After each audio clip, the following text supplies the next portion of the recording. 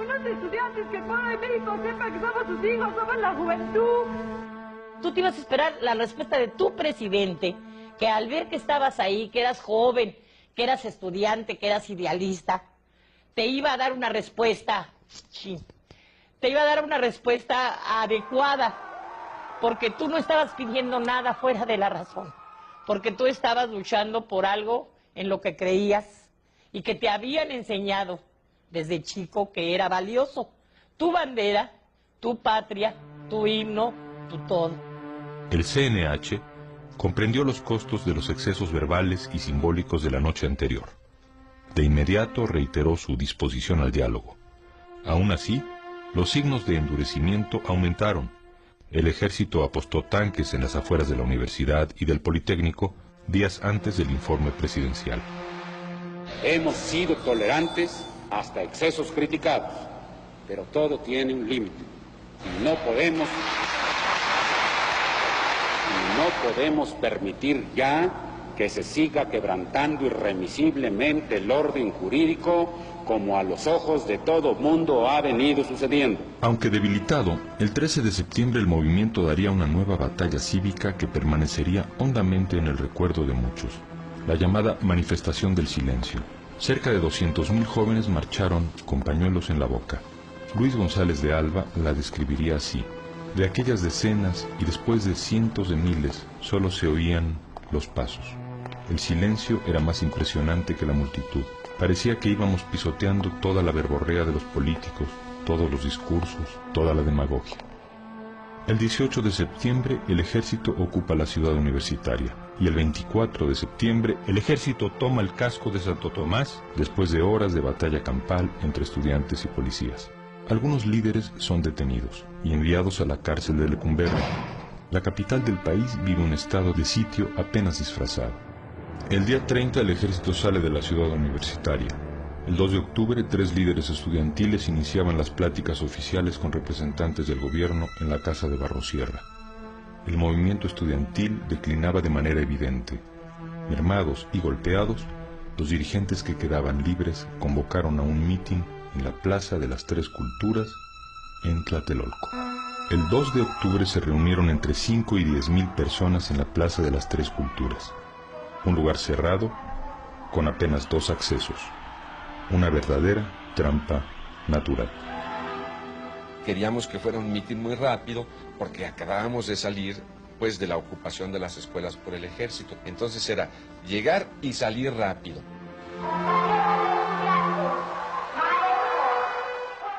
Había una orden del CNH a todos sus miembros de no estar allí. Nadie más que el que iba a hablar. Y estábamos todos.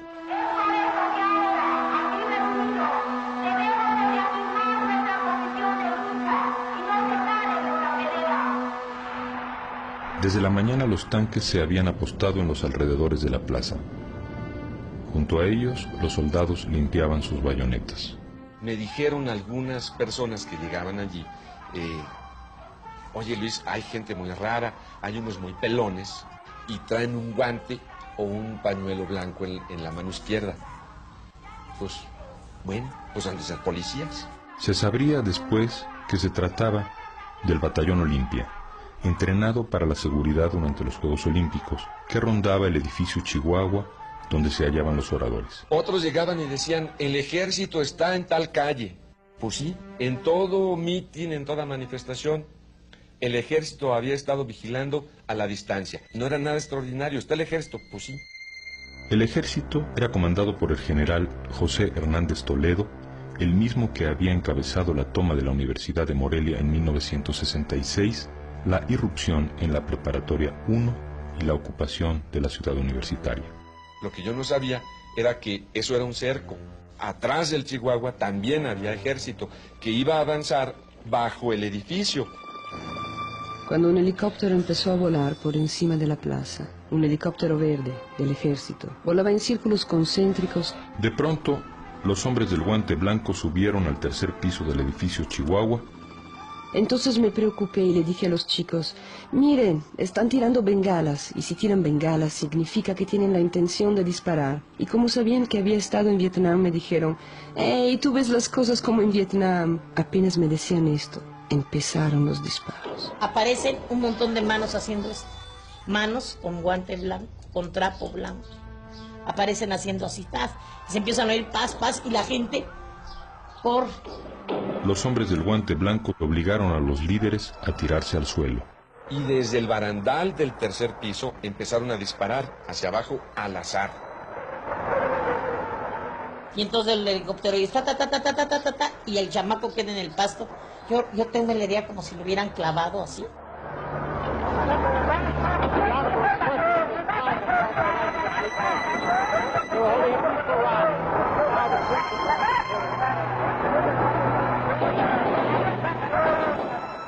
Entonces hubo un momento en que los que estaban disparando desde el barandal en el tercer piso hacia abajo, le dieron a soldados que en ese momento traspasaron el borde del edificio y le empezaron a disparar al batallón Olimpia. Los fusiles no los dirigían hacia arriba, los dirigían hacia abajo. Vi cómo caía la gente, los jóvenes. La misión del ejército, señala Díaz Ordaz en sus memorias, era impedir que los alborotadores tomaran la Secretaría de Relaciones Exteriores que se encuentra en el costado sur de la plaza. Los disparos venían de todas direcciones. Me sentí herida y gritaba que estaba herida, y mis gritos y los de los demás quedaban ahogados por las ráfagas de ametralladora. La matanza continuaba en la plaza. La gente se dispersaba aterrorizada, tratando de escapar de la lluvia de balas que caía sobre ella. El fuego nutrido duró poco más de una hora. A las 7:45 una tanqueta disparó contra la plaza. Que el grueso del fuego que se oyó durante tanto rato fue el ejército en ese cerco, con la gente en medio. Y allí vino la gran matanza. En su descripción de los momentos cruciales, el presidente señala: están disparando desde los altos de uno de los edificios cercanos. Son ellos los que están disparando. La balacera dura poco. El ejército respondió a los tiros que no sabía bien de dónde venían. La balacera continuó hasta las 11 de la noche. La lluvia comenzó a caer mezclándose con la sangre. Todavía al día siguiente se siguieron escuchando tiros aislados. Los detenidos esa noche fueron más de 2000. Muchos fueron desnudados, golpeados, vejados.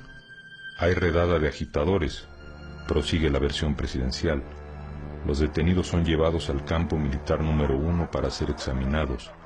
Se practica una requisa de metralletas. Hubo clara consigna de no dejar huella de la matanza. Se apagaron las luces de la plaza y sus alrededores y se cortaron las líneas telefónicas. El ejército amenazó a los fotógrafos y a un periodista extranjero, lo hirieron con bayonetas para obligarlo a soltar el rollo de su cámara. Se impidió la entrada de las ambulancias a la plaza. La censura informativa se extendió a los hospitales, donde la policía impedía el paso de quienes llegaban a preguntar por algún familiar. Se contaba con que iba a haber represión, con que podía haber represión, pero no de la magnitud con la que se dio el 2 de octubre. Fue una represión feroz, inusitada, cobarde, que cortó de tajo con el movimiento y con la vida de más de 300 mexicanos. Por fin habían ganado sus muertitos, escribió Díaz Ordaz. En su opinión, lo habían logrado asesinando a sus propios compañeros. El 3 de octubre, la prensa habló de unos 20 muertos. En un libro publicado 3 años después, Elena Poniatowska citó el testimonio de una madre que desde una ventana buscaba a su hijo y que contó 65 cadáveres en un solo lugar. Díaz Ordaz, 9 años después de la matanza, concedió que murieron 40 personas entre estudiantes y militares. La cifra real se desconoce porque los cuerpos desaparecieron. Es probable que fueron quemados. A la mañana siguiente, recuerda un testigo, la plaza estaba roja de sangre que quisieron cubrir con aserrín. No es casual, declaró Octavio Paz un mes más tarde, que los jóvenes hayan caído en la antigua plaza de Tlatelolco. Allí precisamente se encontraba, decía Paz, el templo azteca, Teocalli, donde se hacían sacrificios humanos. Los versos de un poeta náhuatl describían con exactitud lo ocurrido. Y el olor de la sangre mojaba el aire, y el olor de la sangre manchaba el aire.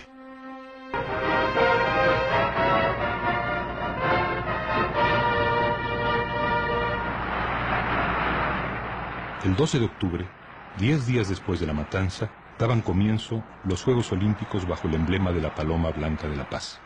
Minutos antes de que Díaz Ordaz los inaugurara, un grupo de asistentes al estadio de la ciudad universitaria hizo volar sobre el palco presidencial un gran papalote que representaba una paloma negra.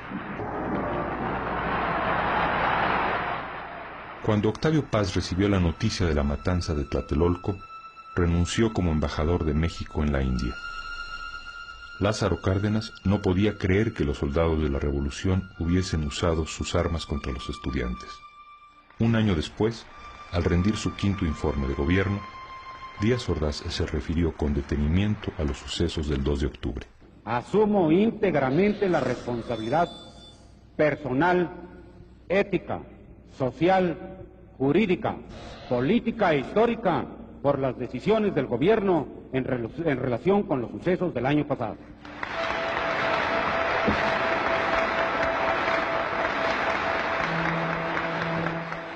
Al término del informe, un experimentado político le comentó a otro: el tapado es Echeverría. Colocando sobre sí toda la responsabilidad por la matanza, Díaz Ordaz le franqueaba a su secretario de Gobernación el camino a la presidencia. Díaz Ordaz estaba seguro de haber resuelto el rompecabezas de la conjura contra México. Lo cierto es que careció de tranquilidad el resto del sexenio. Sus problemas gástricos empeoraron. En 1970, Díaz Ordaz arribó al Estadio Azteca en un helicóptero. Debía inaugurar el Campeonato Mundial de Fútbol y se sometería al veredicto público. El repudio fue general. Lo recibió un plebiscito de chiflidos e insultos. Declaro solemnemente inaugurado el 9º Campeonato Mundial de Fútbol, Copa Jules Rimet.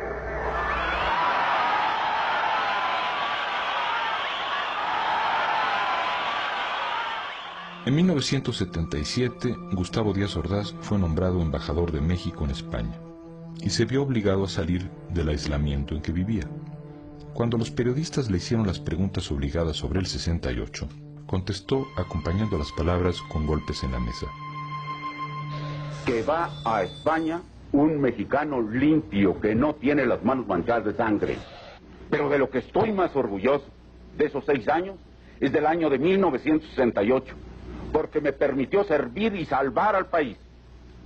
Les guste o no les guste, con algo más que horas de trabajo burocrático, poniéndolo todo: vida, integridad física, horas, peligros, la vida de mi familia, mi honor, el paso de mi nombre a la historia.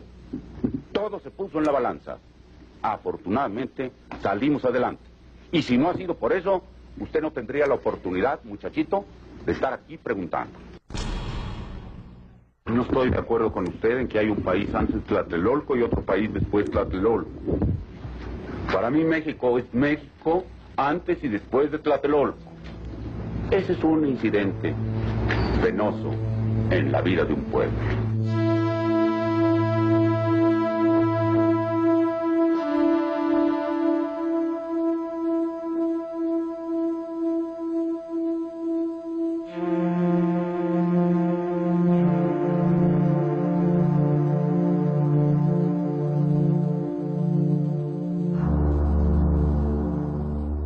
Díaz Ordaz murió en 1979 de cáncer en el colon.